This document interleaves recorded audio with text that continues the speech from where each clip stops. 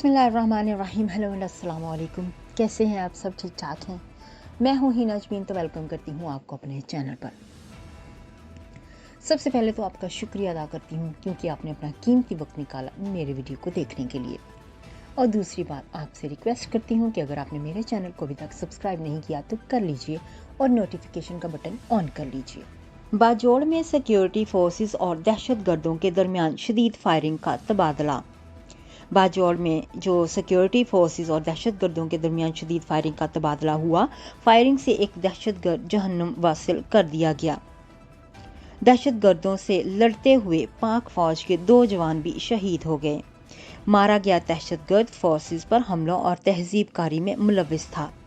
पाक फौज के शोबा ताल्लुकात आमा ISPR के मुताबिक ज़िला बाजौड़ के इलाके हलाल खैल में सिक्योरिटी फोर्सेस और दहशतगर्दों के दरमियान फायरिंग का तबादला हुआ।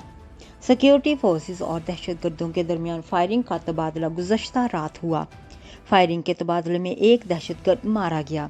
शदीद फायरिंग के तबादले में पाक फौज के 2 जवान शहीद हुए। वतन अजीज की हिफाजत के लिए दहशतगर्दों से लड़ते हुए नाइक ताज मोहम्मद और लॉन्स नाइक इम्तियाज खान ने जाम शहादत नोश किया।